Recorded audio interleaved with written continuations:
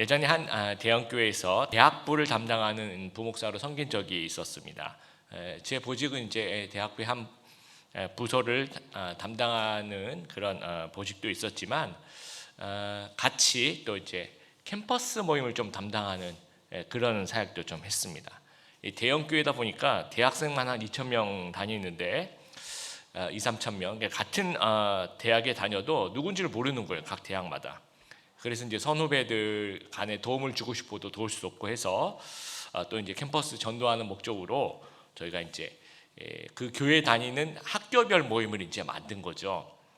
그래서 그 학교별 모임을 이제 학교에서 하는데 1년에 한 번이나 뭐 한 학기 한 번 정도는 교회에서 이제 다들 속으로 다 끝나고 저녁 늦게 주일날 뭐 어느 학교는 뭐 메토로 가고 어느 학교는 메토로 가고 해가지고 이걸 이제 저희가 캠퍼스 데이다 해가지고 이제 했어요. 이게 행사를 했는데 학생들이 좀 저녁 늦게 좀 배고프고 그러니까 잘 안 오더라고요. 그래서 저희 스태프들하고 이제 얘기를 하면서 우리가 어떻게 하면 이 광고를 많이 해서 이 학생들이 좀 캠퍼스 데이를 많이 와서 또 캠퍼스에서도 모임을 잘 할 수 있도록 만들까 서로 막 의논을 하다가 그때 저희가 재정이 조금 그때는 그 순간이 좀 있었어요. 그래서 이 재정을 풀자. 그래서 우리가 이제 동영상을 만들었어요. 뭐 완전히 뭐 어떤 목적의 그 모임의 취지나 이런 것보다는 그냥 피자 무한 리필 그걸 굉장히 강조하는 그냥 오면 피자를 아주 무제한으로 주겠다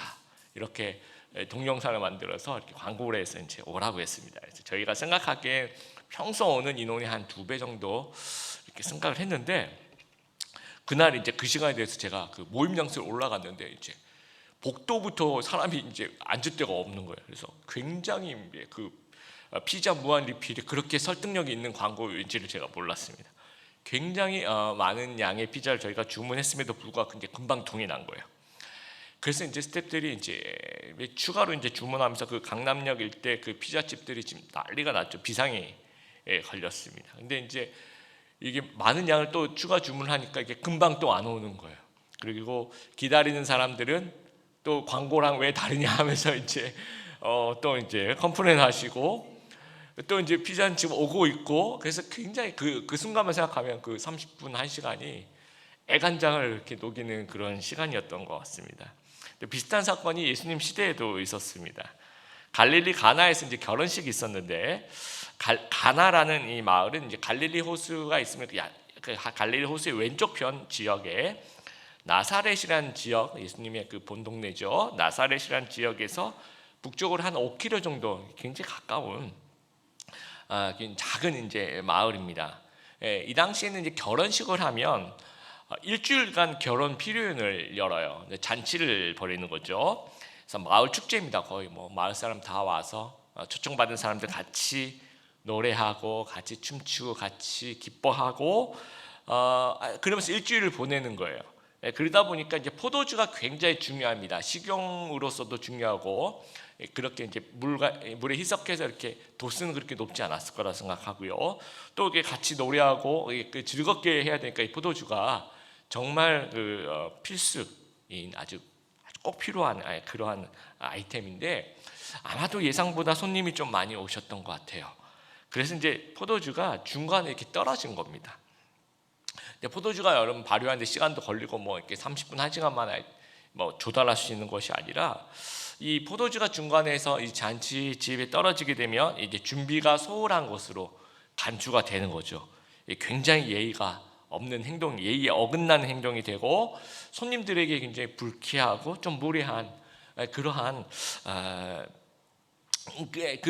어떤 모습이라는 거죠. 이제 3절에 그래서 이제 포도주가 떨어지니까 예수님의 어머니께서 이제 예수님에게 이제 마리아가 이제 부탁을 합니다. 포도주가 없다. 그 말은 이제 예수님한테 이런 얘기를 하는 이유는 포도주를 만들어 달라는 얘기입니다. 예수님 고향이 아마 나사렛이 그 근처라서 그런지 몰라도 아마도 그 예수님의 모친 마리아께서 잔치 준비위원 중에 아마 한 분이 아니었을까 그렇게 생각이 됩니다. 그래서 5절에 이렇게 보니까 그의 어머니가 이제 하인들한테 이제 얘기를 해요. 이분이 예수님이 너희들한테 무슨 말 하든지 그대로 하라고 이제 이야기를 합니다. 그러니까 마리아는 믿음이 있었던 거죠. 예수님께서 해결해 주실 것이다 라는 그런 믿음이 있어서 하인들에게 일러주게 됩니다. 그리고 난 다음에 이제 7절을 보니까 하인들이 이제 그러니까 예수님이 하인들한테 명령을 해요. 항아리에 물을 채우라 하신 지가 아기까지 채웁니다. 그 믿음에, 그 어머니 마리아의 믿음에 예수님께서 이제 응답을 하시는 거죠. 그래서 항아리에 이제 물을 채웁니다. 근데 여기서 항아리가 뭐고 여긴 물이 뭔가 했더니 이제 이 정결 의식에 사용하는 그런 항아리다라고 이야기를 합니다.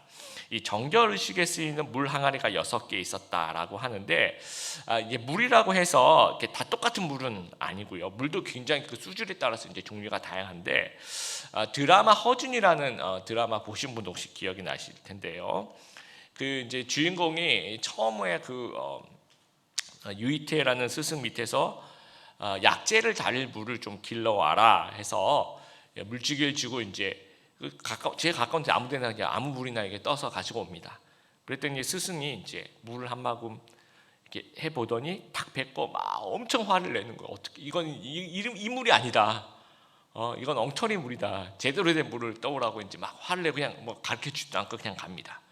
그래서 이제 당황한 이 허준이 이제 예진아 씨한테 물어보죠. 어떻게 해야 되냐 했더니 예진아 씨가 이제 그렇게 얘기를 하죠. 이 한약에 쓰이는 물의 종류에 따라 33가지가 있는데 하면서 쭉 얘기하면서 약재 달릴 물은 그 중에서 어떤 물인데 여기서부터 어디 골짜기를 가면 거기 이제 지하 샘이 있는데 그 샘에서 떠와야 된다. 그래서 이제 새벽같이 이제 거기 가서 이제 떠옵니다.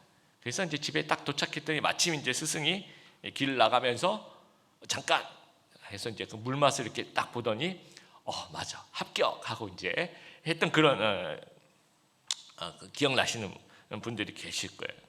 어떤 그 아주 그 깨끗하고 그런 물이 있고요. 미국까지 제가 이제 미국에 유학 생활할 때 시카고에 있을 때 수돗물 굉장히 깨끗하다고 마셔도 된다라고 얘기할 정도로 이제 자연 환경이 되게 좋았습니다. 근데 LA를 갔더니 교민들이 수돗물을 마시지 말라고 얘기를 하더라고요. 그래서 마시는 물은 이제 생수를 사서 마시고 수돗물은 이제 LA가 이제 사막 기후다 보니까 물이 풍족하지가 못합니다. 그래서 그 근처에 있는 콜로라도 강이라든지 뭐 세크라멘토 강이라든지 이런 데서 수로를 연결해 가지고 물을 끌어옵니다. 그래서 저수지에다가 이제 물을 좀 이렇게 마련해 놓고 이제 그런 과정에서 이제 이 석회질이 좀 많이 포함되어 있는 거죠. 그래서 이건 먹는 물이 아니라 이걸 이제 우리가 생활 용수라고 얘기를 합니다. 그래서 어떤 분들은 이 생활 용수 때문에 그냥 이렇게 빨래하고 뭐 이런 물인데 샤워도 이걸로 하면 좀 피부에 안 좋다 그래서 다른 어떤 그 중간에 좀 걸러주는 장치들 있지 않습니까? 그런 것 좀 사용하시는 분들도 계시더라고요. 지금 정결 의식에 사용되는 이 물은 어떤 물이냐면 손님들이 어떤 집에 들어가게 되면 하인들이 발 씻어주는 물을 이제 정결 의식에 사용하는 물이라고 합니다. 예수님도 왜 제자들 발을 씻겨주셨잖아요. 이제 그때 이제 그 집집마다 이제 이 항아리에 이제 이런 물들이 들어가 있는 거죠.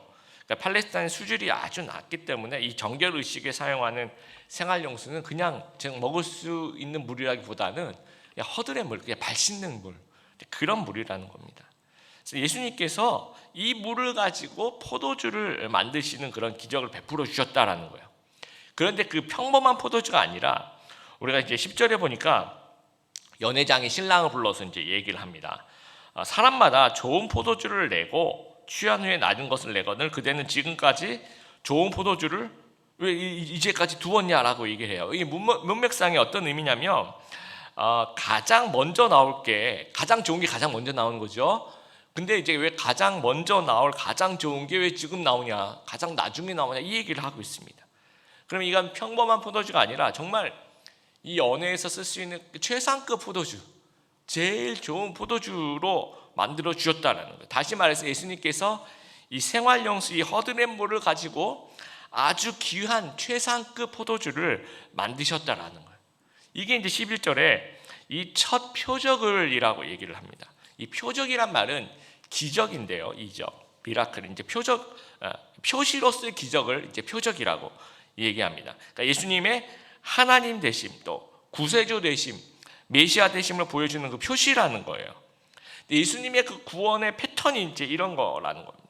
그러니까 죄인들을 구원하시면서 하나님의 자녀를 삼으시는데 그 예수님께서 베푸시는 구원을 영적인 것에만 국한해서 생각할 수 없다라는 거예요. 만약에 하나님께서 베푸시는 구원이 영적인 것에만 국한되어 있으면 예수님 모친 마리아가 예수님한테 이 포도주 다 떨어졌습니다라고 얘기하면 예수님께서 나는 오직 십자가 외에는 아무것도 안 해, 이렇게 하셨을 텐데 포도주를 만들어 주셨다라는 거예요. 그럼 포도주가 영적인 것인가 라고 물어보면 그렇지 않습니다. 아주 지극히 평범하고 일상적이라는 거예요. 그러니까 예수님께서 어떤 이 영적인 것을 해결해 주는 것이 아니라 이 본문에서는 아주 지극히 평범하고 일상적인 것, 그것을 해결해 주시는데, 이것이 예수님이 우리에게 주시는 그 선물, 구원이라는 선물의 어떤 패턴이라는 겁니다.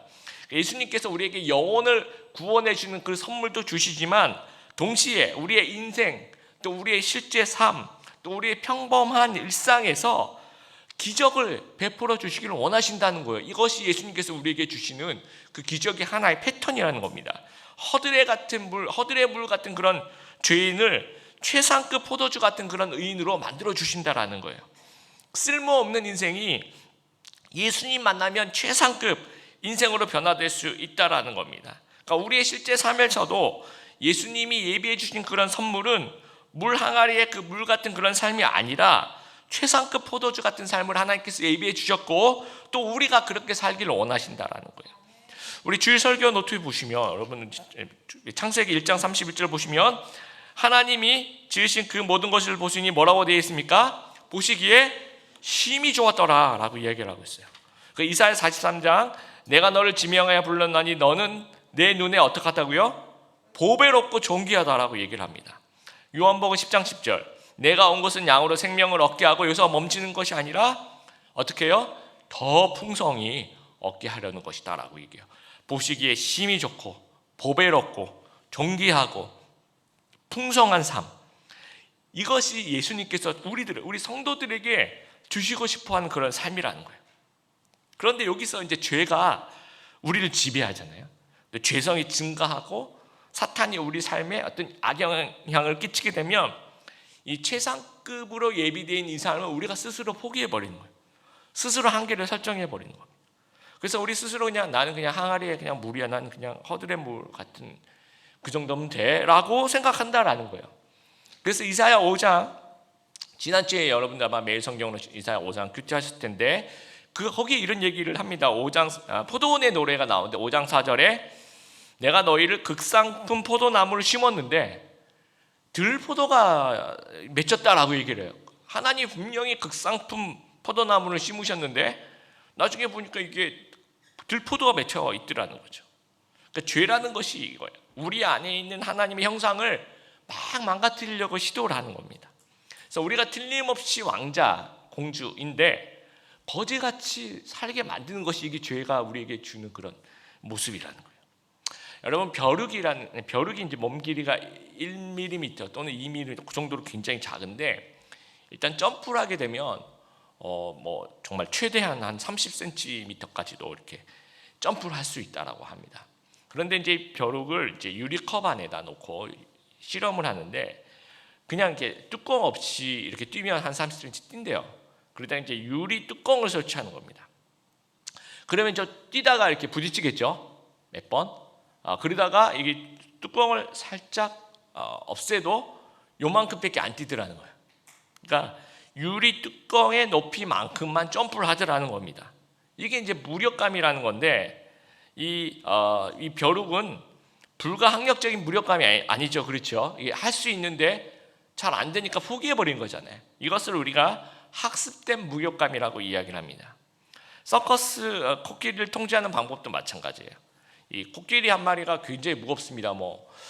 아프리카 코끼리는 6톤짜리들이 있고 평균 한 4톤, 5톤 이렇게 아주 훌륭한데 말뚝에 이 얇은 밧줄 하나가 발목에 매어 있는데도 도망을 못 갑니다. 그러니까 어떻게 통제를 하냐면 아주 새끼 코끼리일 때부터 그때는 이제 아주 덩치가 작아가지고 이 말뚝에 이제 밧줄을 묶어 놓으면 이 도망가려 그래도 이제 도망을 못 간대요. 그래서 실패의 그 경험이 있는 거예요. 그러니까 이제 계속해서 자기 몸은 커지고 틀림없이 충분히 나갈 수 있음에도 불구하고 계속 안 될 거야라고 생각하는 거죠. 커서도 안 된다고 생각하는 겁니다. 그래서 이제 나중에는 그 밧줄을 풀어줘도 나중에는 이제 도망도 안 가는 그 자리에 있다라는 거. 이게 이제 학습된 무력감이라고 얘기합니다. 우리가 만약에 코끼리라면 말뚝이라고 얘기하는 것은 우리에게 주어진 상황을 얘기하는 거예요. 이 상황 속에서 우리가 스스로 한계를 설정하고 또 스스로 포기하고 대충 사는 삶을 선택해 버리는, 그게 이제 말뚝에 묶여 있는 그런 삶이라는 거예요. 그게 학습된 무기력이라는 겁니다. 여러분, 불가능해 보이는 한계도 얼마든지 개선해낼 수 있습니다. 어쩔 수 없다 이런 거짓말에 우리가 매일 속고 있는 거나 마찬가지예요. 제가 우리 드림의 교회에 온 지 한 3년 정도, 3년 좀 넘었네요. 3년 정도 됐는데 집에 이제 제가 이제 차를 몰고 교회를 와서 집에 퇴근할 때 3년 동안 이제 퇴근하는 그 길에서 제가 정말 그 이해 안 되는 그 교통 그 흐름의 그 구간이 있었어요. 첫 번째 구간이 저희 교회에서 이제 명동을 지나서 이 신세계 백화점으로 이렇게 가는 그 차선인데요. 첫 해는 거기가 별것 아닌데 계속 막히는 거예요. 그래서 왜 막히는지 저는 이제 되게 그게 궁금했어요. 저는 이제 전공을 토목공학인데 그때 교통공학 이런 것들을 배웠었거든요. 그래서 이 차 막히면 이 시스템이 뭐가 잘못됐는지 이제 막 그런 것만 이렇게 보면서 가는데 보니까 이제 그 신세계 백화점 사거리에서 다들 우회전을 하려고 하는 거예요. 소공동 쪽으로 다 우회전을 하려는 그 차량이 너무 많아가지고 저같이 이제 직진하는 차량은 계속 그 우회전하는 차량이 막히니까 같이 이제 못 가고 막히는 거예요. 그래서 제가 이제 그 1년 동안 왼쪽에 직진하는 차선이 하나만 더 있어도 이 직진하는 차량은 정말 안 막히고 갈 수 있을 텐데 그런 생각을 계속했어요. 근데 이제 1년 내내 막히더라고요. 굉장히 반복이 되니까 제가 좀 익숙해졌어요. 그래서 스스로 이해가 되는 게 이거를 그렇다고 이 비싼 명동 땅을 건물을 할 수도 없는 거고 이걸 어떻게 할 방법이 없구나 이제 저 스스로 이해가 되더라고요. 그래서 한 1년쯤 지났어요. 근데 어느 날 갑자기 제가 그렇게 여기 차선 하나 더 생기면 이거 괜찮을 텐데 하는 그 차선이 갑자기 생긴 거예요. 뭐 어떤 그것도 없이 그냥 갑자기 생겨버린 거예요. 제가 굉장히 놀랐습니다. 그러니까 저는 그냥 익숙해져서 포기해버렸거든요.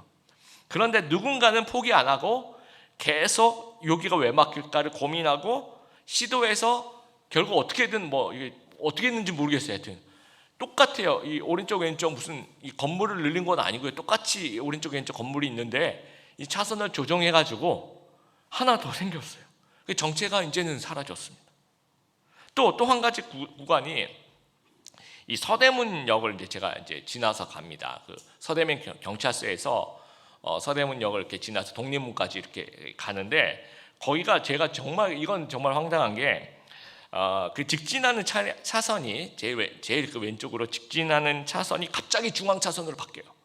이런 경험 해본 적이 있어요. 저는 이제 우리나라에 이런 차선이 있다는 게 정말 놀랐어요.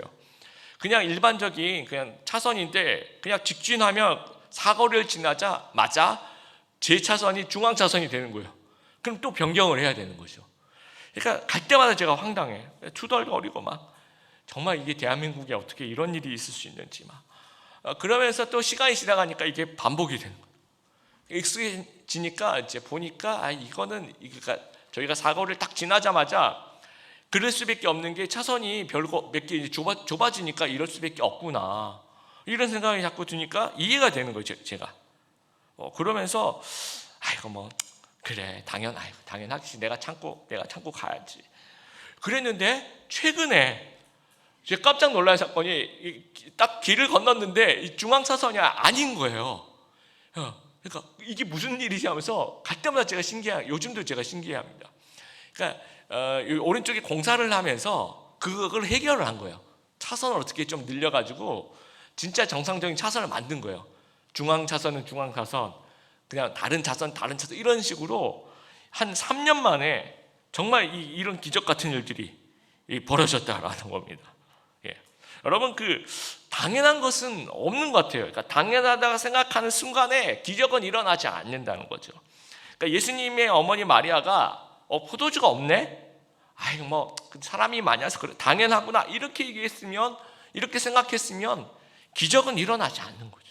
예수님께 요청할 이유가 없으니까요. 제가 이제 시카고 유학 시절에 제가 이제 유학을 준비하는 그 즈음에 야구를 되게 좋아하게 됐어요. 그래서 그 이제 야구에 대한 사랑이 이제 메이저리그까지 이제 이어져서 시카고를 갔더니 팀이 두 개가 있더라고요. 시카고 컵스가 있고 시카고 화이트삭스가 있는데 시카고 그 화이트삭스는 그래도 좀 잘하는데 시카고 그 컵스라는 팀은 정말 못하더라고요. 매년 못하고 제가 갔을 때도 한 3년 동안 계속 지는 경기만 계속 지고 한데 이상하게 재밌게 져요. 이게 야구를 보면 재미없는 야구가 지더라도 좀 재밌게 지는 야구가 있는데 이 시카고 컵스 게임은 재밌게 늘 져요. 하여튼 지는데 늘 재밌게 지고 그리고 그 리글리 필드라는 그 여러분 한번 아마 보셨을 텐데 TV에서 담쟁이 넝쿨이 외야 펜스에 담쟁이 넝쿨이 이렇게 거품스럽게 있어요. 굉장히 볼 때마다 되게 멋있다라는 느낌이 들어요. 그래서 제가 이제 야구를 볼 수 있는 시간이 되면 컵스 경기를 이렇게 꼭 보고 또 리글리 필드도 한 더 보니까 갔었던 기억이 납니다.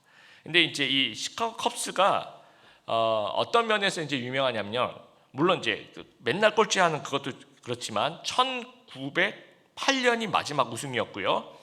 100년이 넘게 우승을 못하는 거예요.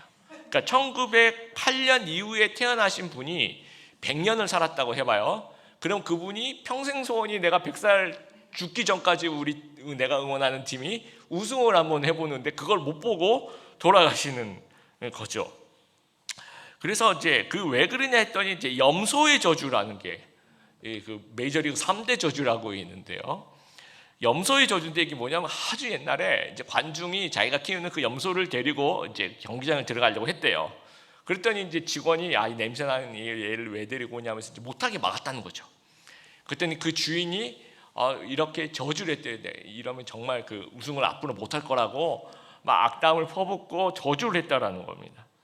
그래서 이제 그 다음부터 이상하게 그 결승전까지 월드 시리즈까지 올라가는데 막 희한한 일들이 막 벌어져요. 막 실수도 하고 그러면서 이제 우승을 못하는 거죠. 또 어떤 애는 정말 다 이긴 게임을 이렇게 파울볼을 잡으려고 했는데 관중이 손을 이렇게 내가지고 그게 이제 다시 노게임이 아니라 노플레이가 돼서 그러면서 또 지기도 하고 하여튼 말도 안 되는 게 계속 지는 거예요. 그러니까 계속 사람들이 이건 염소의 저주, 이건 뭐 어쩔 수 없어 100년이 넘어도 이건 깨지지 않는 염소의 저주다. 이 팀은 안 된다. 라고 이제 계속 얘기를 해요. 근데 2011년에 시카고 컵스에서 우리가 이렇게 100년 넘도록 이렇게 우승을 못하는 거는 염소의 저주가 아니라고 생각하자. 우리 좀 체계적인 방식을 도입하자. 그래서 아주 젊고 유능한 사장을 이제 테오 앱스타인이라 아주 유명한 그런 사장을 영입을 합니다.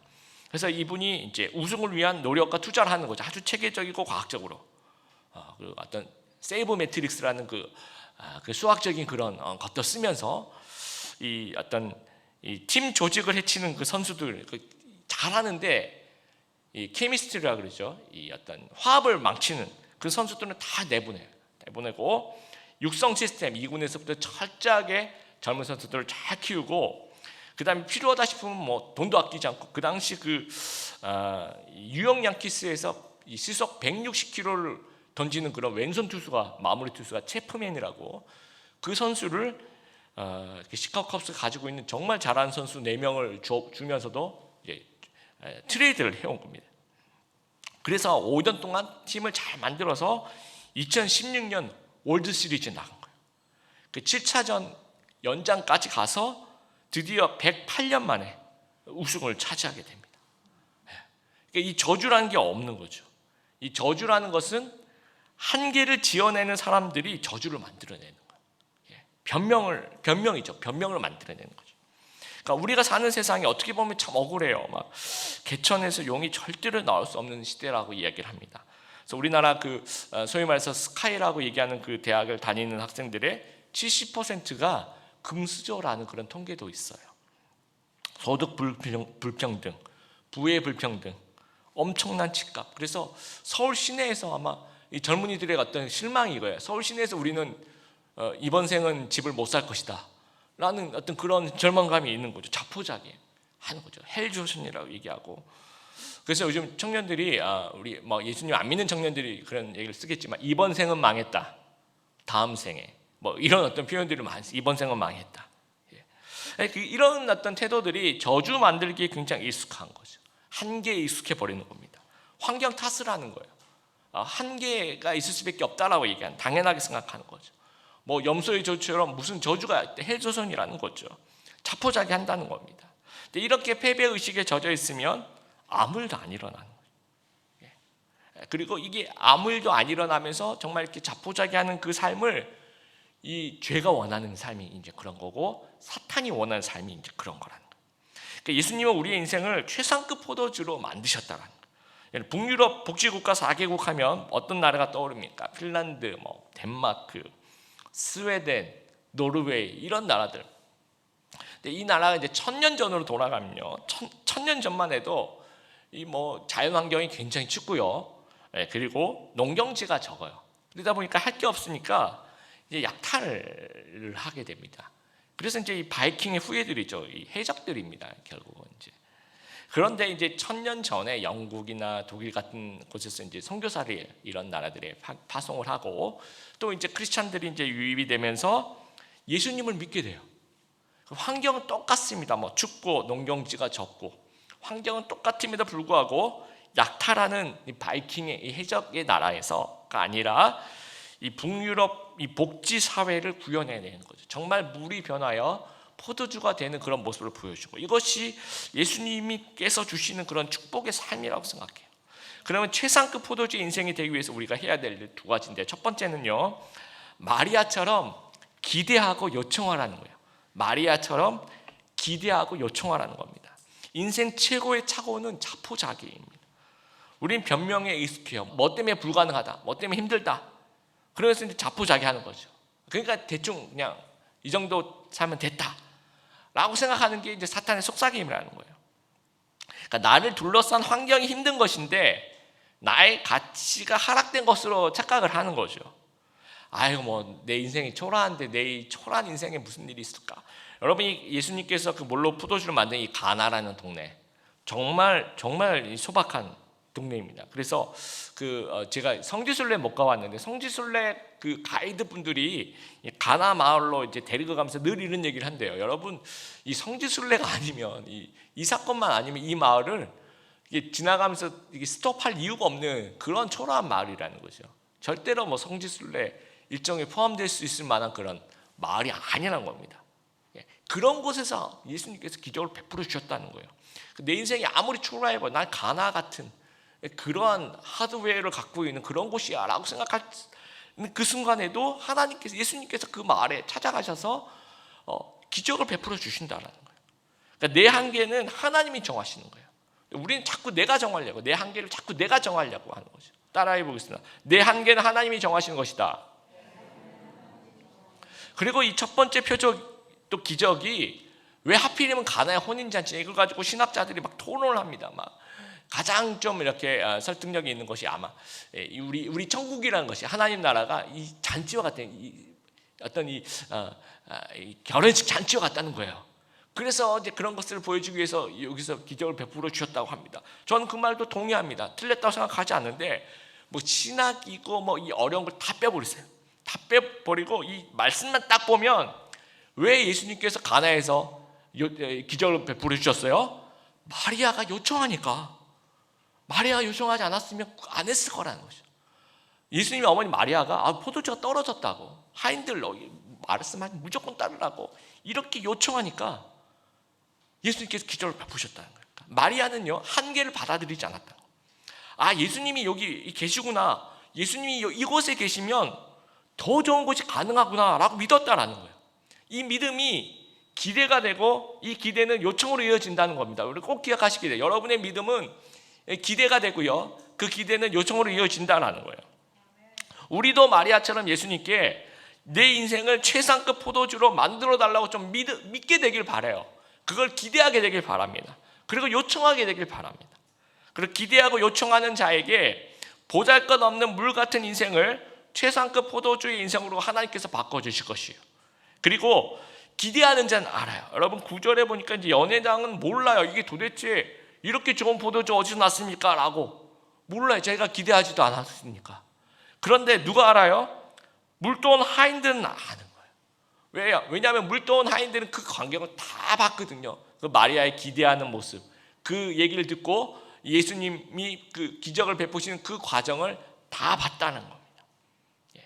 그러니까 기대하는 자는 알게 되는 거예요.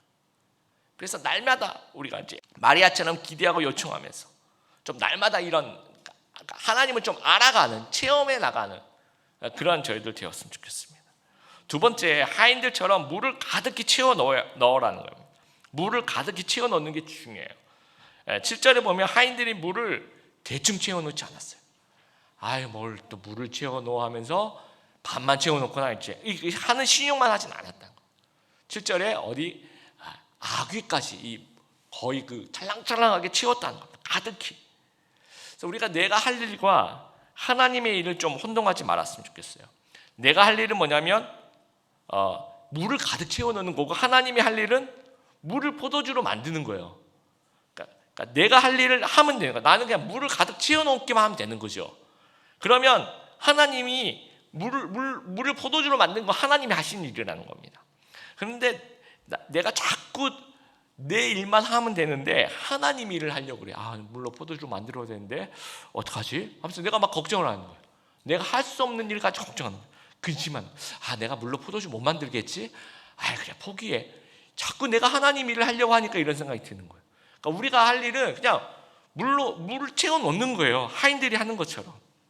여러분, 제가 어떤 성공에 대한 이야기를 하려고 하는 건 절대로 아닙니다. 어떤 노력하자 이런 얘기 하려고 하는 거야. 뭐 1등해라, 뭐 경쟁에 승리해라 이런 얘기 하는 거 오해하지 마시길 바랍니다. 인생에 대한 얘기를 하고 있는 거예요. 인생의 관점에 대한 얘기. 우리 하나님께서 우리 모두에게 주신 그 고유한 가치, 이것을 우리가 스스로 가치 평가절하하지 말자라는 거예요. 그 스스로 있는 그 가치를 내가 먼저 포기하거나 대충 됐어라고 만족해버리지 말자라는 겁니다. 낸시 루블린이라는 사람이 쓴 제로의 힘이라는 것이 있습니다.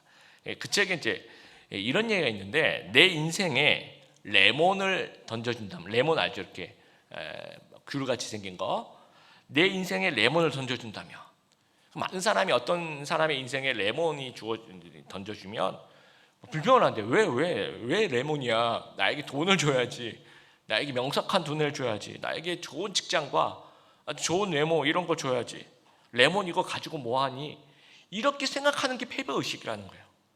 그래서 이제 그 책에서 소개하고 있는 격언이 이런 거예요. 인생이 레몬을 던져준다면 그것으로 레모네이드를 만들어라라는 거예요. 그래서 이제 이 낸시 루블린 한 줄 더 떼요. 여러분, 레몬을 가지고 레모네이드만 만들지 말고 이거 가지고 레몬 크림 케이크도 만들고 레몬 치킨 요리도 만들고 레몬 머랭 같이 이렇게 베이커리도 만들으라는 거예요. 그리고 그거 만들다 보면 이 껍질이 남잖아요. 그걸 갖다 퇴비로 만들어서 거기서 오이도 재배하라는 겁니다. 그러니까 이게 무슨 얘기입니까? 내 인생에 레몬이 주어진다면 그거 가지고 최상급 이 포도주 인생을 살 수 있다라는 거예요. 내 일을 하면 되는 거죠. 여러분, 마리아와 하인들과 예수님이 합작을 해요. 이 마리아의 어떤 기대와 요청과 또 하인들이 물을 가득 채우는 그 노력, 또 어떤 자기 순종, 그것들과 예수님이 합쳐지면서 이런 합작품으로서의 기적이 일어난다라는 사실 기억해 보길 바랍니다. 그래서 우리 개인의 삶과 삶의 터전에서 이 최상급 포도주의 인생, 최상급 레몬의 인생을 좀 살아가는 저희들이 되었으면 좋겠습니다. 이 환경 때문에 내 삶의 한계를 설정하지 말게 되길 바랍니다. 대충 살지 말게 되길 바랍니다. 내가 내 삶에서 더 나은 것이 있다는 거, 그걸 기대하고 움직여 가게 되길 바랍니다. 저 개인적으로도 이제 목회자지만 이제 세속적인 성공이라든지 이런 것이 아니라 내가 하나님 앞에서 내가 할 수 있는 더 깊은 영성과 더 깊은 인격은 하나님 앞에서 갈고 닦을 수가 있는 거예요. 그래서 그걸 기대하는 거예요. 하나님, 제가 오늘보다 내일이 더 깊은 영성과 인격을 갖추는, 더 많이 사랑할 수 있는 그런 목사 되게 하여 주시옵소서 하면서 기대하고 주님 앞에 나아가면 정말 제 인생은 물과 같은 그런 인생일지도 몰라도 하나님께서 보시면서 포도주 같은 최상급 포도주 인생을 만들어 주신다라는 거예요.